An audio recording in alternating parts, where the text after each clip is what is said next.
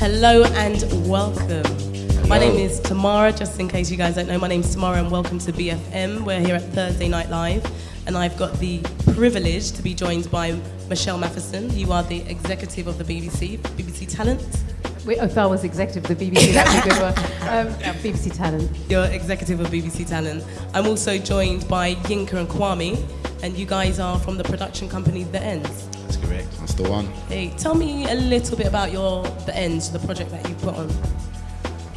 The Ends is a documentary about deprived areas in London. Basically went around north, east, west, south, filmed all the areas in London that sort of called deprived, and spoke to young people in those areas and asked them what the issues were, what they thought the problems were, and what they thought could be done to solve them. Welcome to the Ends FM. My name is DJ. What's the thought? And the topic of today is, are people a product of the environment, or is the environment a product of the people? The telephone number to call is 07961 518 342. Yes, caller, you're through live on air. People are a product of the environment, innit? It's a rough environment, so what do you expect? That's the way it is. Yes, and the next caller, please. Asians own more stuff than us. Do you know we've been here? Black people are we're the first black migrants in this country. Since the 1950s we've been here. Before Asians, before Chinese, before Turkish people. Yet we're the ones lacking behind. Do you know what I mean? It's our mindset. The Polish are doing quite well as well. You know why? Because they work hard. They have that work ethic. I'm not saying black people are lazy, because we're not. But we focus on the wrong things. The Ends is like another way of saying your area, you know, so that's why we use that. We're voicing people who come from these areas, and that's how they talk, so we thought we'd use it as a title as well. We wanted to go against the stereotype that a lot of them have out there. You know, we're people who are, say, from the ends, but we're trying to come out, you know, we're working guys, you know, we're trying to get money, we've gone through education, you name it, and a lot of what they say about the ends isn't necessarily correct all the time. And we wanted to basically show it, as Yinka said, from the horse's mouth, and make people really get to know the truth about what's really going on. If we want solutions, what do we really need to do? And that's how we fell into it. We thought we were the best people in the position to pull that off, and we have. Where is it you would like to take your project in general? Is it something that's just for Londoners or just for your community? Where is it you'd like to take the project? How would you like to see it grow? We don't think so. We don't think it's just for London. We think everyone needs to see it. I mean, the same problem is in Manchester, Liverpool. These inner cities are always, you know, going through the same sort of issues. They've got knife crime in Manchester. They've got gun crime.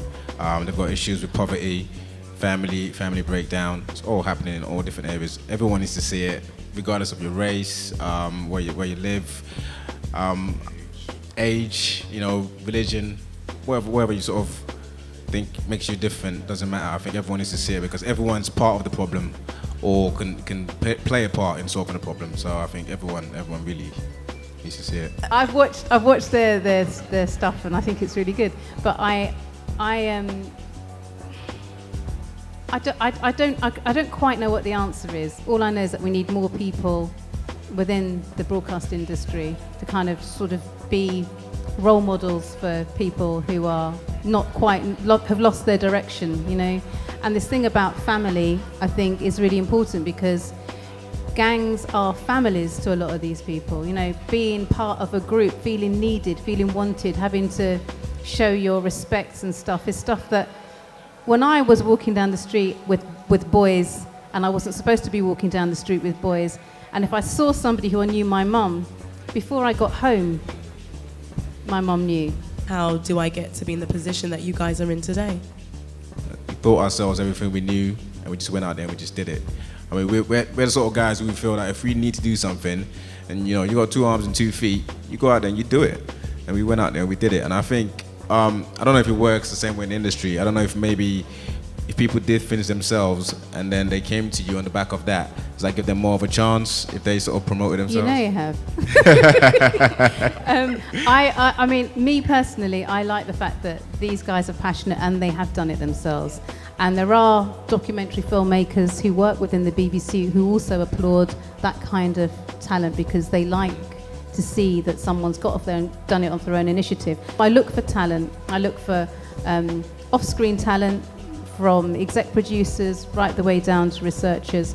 And And I look for on-screen talent when they're looking for something specific, you know, when they're in factual, so that covers a huge area in factual. And these guys, you know, we met at a function here. They gave me their DVD. I viewed it and I reviewed it and I watched it. I've got my notes to make on it, and we're going to meet up and see where this goes. So it can happen. Excellent. I would just like to thank you all for coming. No worries. Thank you. Thank you very much, Yinka, Kwame, and Michelle Matheson. Oh, and can I quickly say, go to www.thaendz.com. That's theends.com. Yeah, brilliant. Thank you. You are appreciated. Do you think it's a race then? Hasn't it always been? That's never changed, and it will never change. The only people that can change that is us. We need to educate ourselves and our young people. We need to tell them about the black inventors, the black scientists, the black young entrepreneurs, the fact that the first millionaire in the world was a black woman who invented the hot comb. A lot of our kids don't know this. They know the fact that we were kings once upon a time and queens. A lot of them don't know that. So when you're at school and they teach you about history and they're telling you about King Henry VIII, and then they wonder why a lot of black kids get bored. Well, hello. I don't identify with King Henry VIII or Queen Elizabeth. Tell me about Queen Charlotte, because she looks similar to me. Then I probably had a slightly. Okay, that was Thursday Night Live at the Rich Mix Theatre. I've been joined by Janera. I am so real. It's been an amazing night. We've been seeing Adulthood. We had a question and answer panel, which was off the chain. How was it? It was great. I loved it. You know, it was just, you know, people were talking and saying stuff, and questions were asked, and, you know, views were aired. It was a great night. Thursday Night Live. Everyone got it off their chest. We also have performances from Bashi. Oh, there's so much. You just have to stay locked. Make sure you tune back into Rolling on BFM, and you'll see it all. Do not miss it. Bye. Close the door, you're leaving. You've gone to get a drink or something, and I'm staring at my hands. All I want to do is smash these walls around me, and I want to express myself, and I want to express myself. And you squeezed every last morsel of love out of me and left a bitter crusted shell. The door slammed shut, you're leaving me.